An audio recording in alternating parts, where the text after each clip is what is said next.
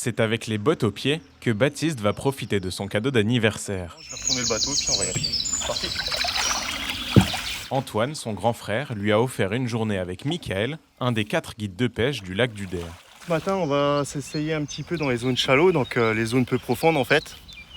On va essayer de pêcher un petit peu au chatter avec des leurres de réaction, voir s'ils sortent un petit peu des herbiers dans peu d'eau.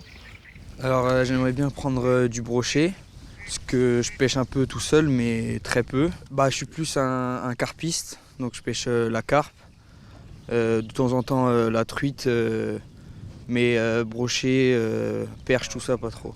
J'ai mis un leurre dessus, c'est une petite grenouille. En ce moment, elles sont pas mal sorties. Donc souvent, les brochets, ils aiment bien les manger. Michael, passionné de pêche depuis petit, a passé son diplôme de guide en 2022 et entame désormais sa 2e saison au lac du Der. Et son nouveau métier lui plaît beaucoup, pour différentes raisons. L'environnement, déjà, le bureau qu'on peut avoir, c'est super cool. Voilà, on est dans un environnement qui est magnifique.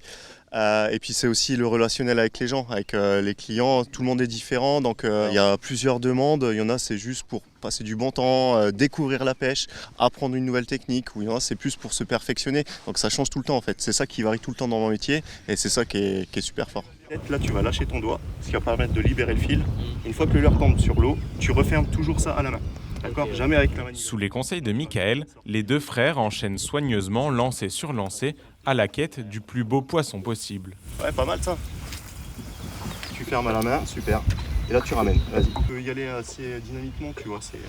Moi, je suis venu surtout pour accompagner mon petit frère, parce que lui, c'est un fan de pêche. Moi, je suis beaucoup moins fan. Je suis amateur, on va dire. Et pour prendre du plaisir, pour tester quelque chose que je n'aurais pas fait sans lui, quoi. Puis essayer d'attraper un gros poisson, quoi, ça serait sympa.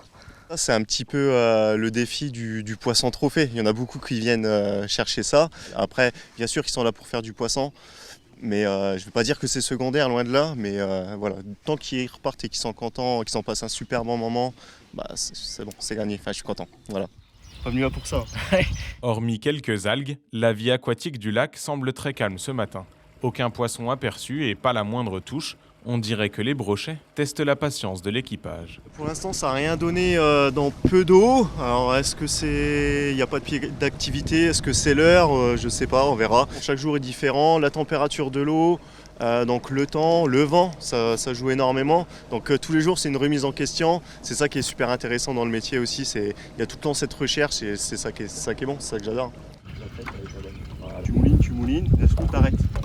Oui, ça fait partie de la pêche, il faut toujours attendre, il faut être patient. Il reste encore du temps, donc on va continuer à pêcher et espérer un poisson. Et la persévérance des pêcheurs du jour va finalement être récompensée au bout de plusieurs heures. 2 brochets de plus de 70 cm en guise de trophée. Le point d'orgue d'une journée d'anniversaire, pas comme les autres.